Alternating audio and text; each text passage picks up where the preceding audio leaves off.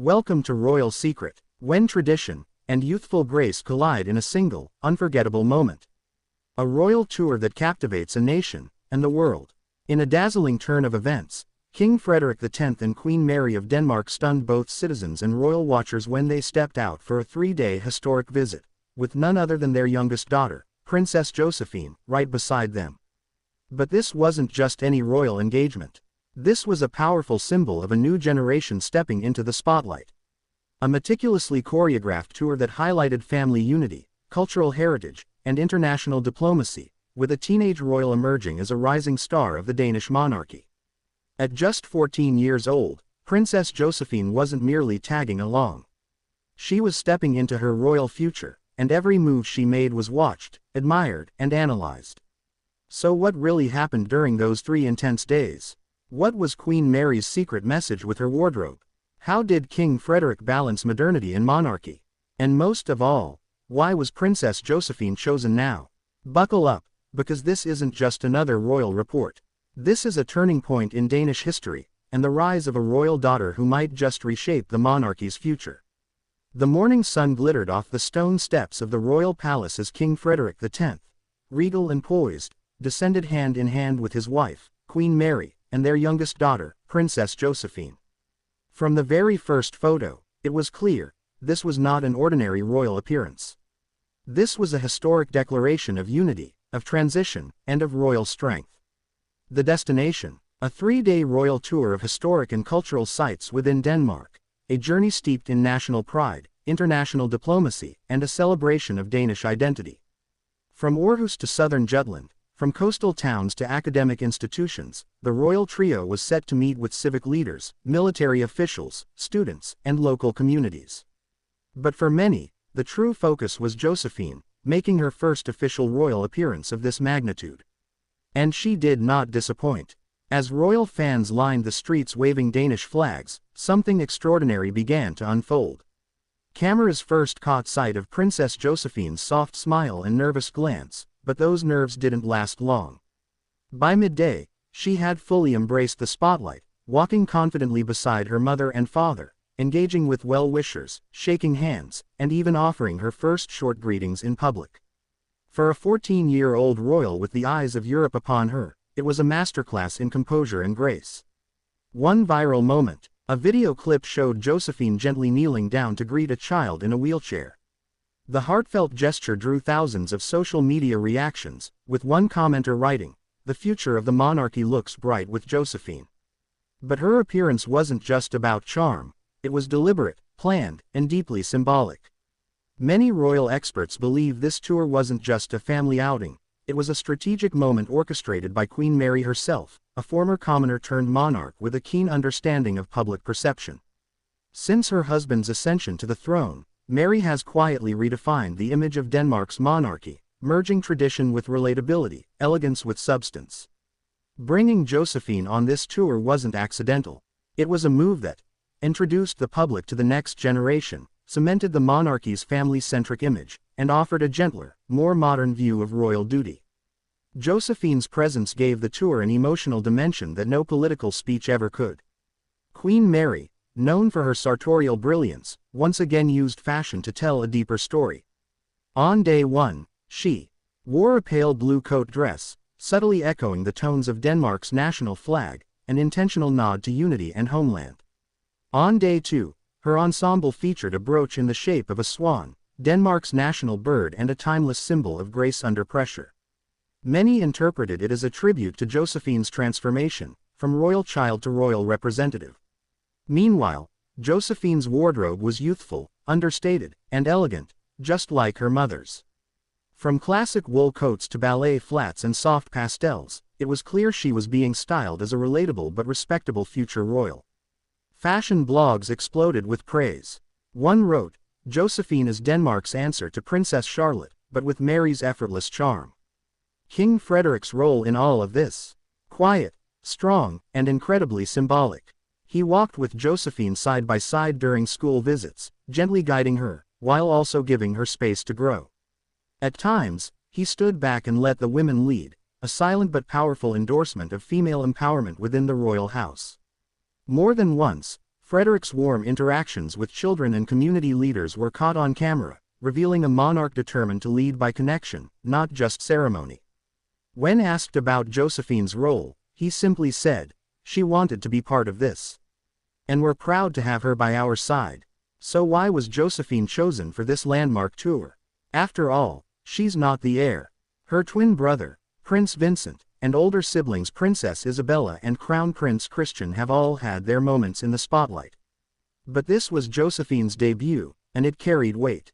Royal insiders suggest Josephine is the most extroverted of the siblings, deeply curious about people and social causes, and naturally inclined toward public life. There's also growing speculation that Queen Mary sees in Josephine a kindred spirit, a strong, intelligent, and emotionally intuitive young woman who might one day play a major role in shaping Denmark's modern monarchy, even if she's not in the direct line of succession. The Danish public response, overwhelmingly positive. Headlines across Europe called the visit a triumph, with Danish newspapers printing full spreads of Josephine's interactions, beaming alongside her parents. Social media exploded with admiration. "She's so poised for 14. Queen Mary must be so proud. This is the future of Denmark." Josephine is the breakout royal star of 2025. It's rare for a royal tour to evoke such genuine, widespread affection. But something about this trio, their unity, authenticity, and warmth, made it feel like a new era was truly beginning. Is this the moment that marks the true generational shift in Denmark's royal family? Is Princess Josephine, at just 14, being quietly trained as the new royal icon of a modern era? And if so, could she eventually eclipse even her elder siblings in the hearts of the people? What do you think?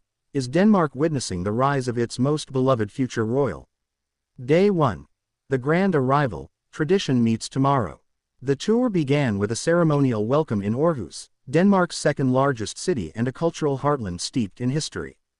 The royal motorcade pulled up to the town hall, where hundreds of citizens, young and old, lined the streets to catch a glimpse of their sovereigns. Princess Josephine, flanked by her parents, wore a soft seafoam coat and ballet flats, her hair tied back in a modest twist that allowed her youthful features to shine through.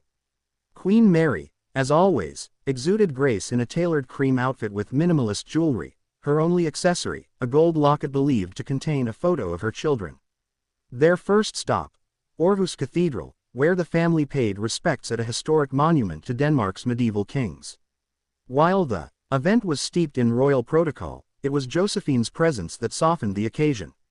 She was seen whispering to Queen Mary, both smiling, as they exited the church, an intimate mother-daughter moment captured by media outlets worldwide. Symbolic gesture. Inside the cathedral, Josephine lit a candle for future generations. It was a quiet moment, but it spoke volumes.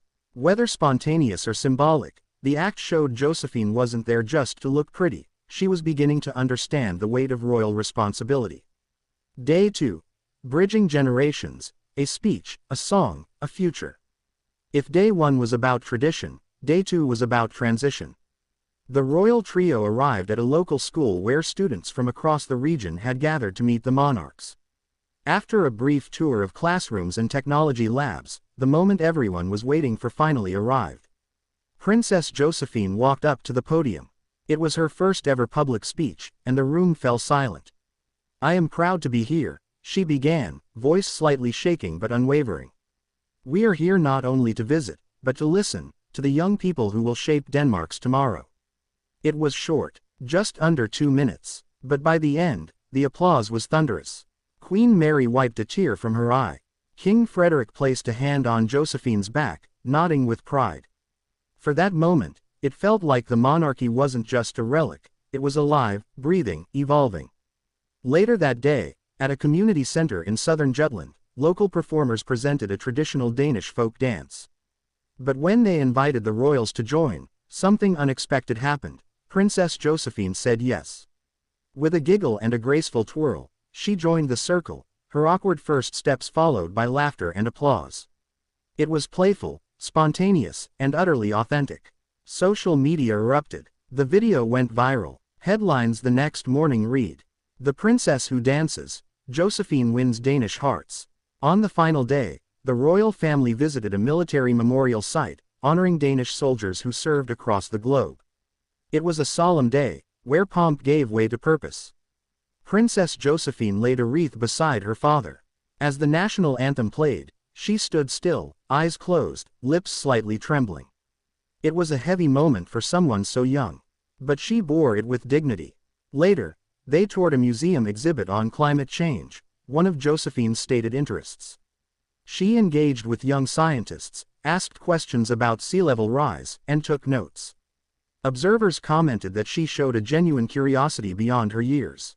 Experts across Europe began asking, was this tour a blueprint for a new royal model? Traditionally, only heirs like Crown Prince Christian are trained for royal duties early. But Josephine's appearance has changed the conversation. She's mature for her age, known in palace circles as the thoughtful twin. She's deeply interested in education, climate, and inclusion. She possesses a blend of her father's empathy and her mother's diplomacy. One royal commentator noted, Princess Josephine has the X factor. She doesn't seek the spotlight, but the spotlight naturally follows her. Could we be witnessing the grooming of Denmark's next global royal ambassador? A young woman who, though not heir to the throne, might one day become a cultural bridge between the monarchy and the people. Beyond Josephine, this tour revealed deeper truths about the Danish royal family. King Frederik is now fully stepping into his role as protector of the realm, but also father first. Every interaction between him and Josephine felt authentic, protective but empowering. He wasn't shielding her from royal life, he was introducing her to it, piece by piece. Queen Mary, the ever-strategic consort, orchestrated a masterclass in visual storytelling. Through subtle gestures, speech cues, and wardrobe choices, she crafted a message. The monarchy is in safe hands. Our children will carry our values forward. And the people believed her. As the royal family boarded their transport at the end of the 3-day tour, a hush fell over the crowd. Then cheers erupted. Not just for the king and queen, but for Josephine. She waved, smiled, and just before stepping inside, turned back for one last glance. A small moment, but one that felt loaded with meaning. This wasn't goodbye. This was just the beginning. Thanks for watching.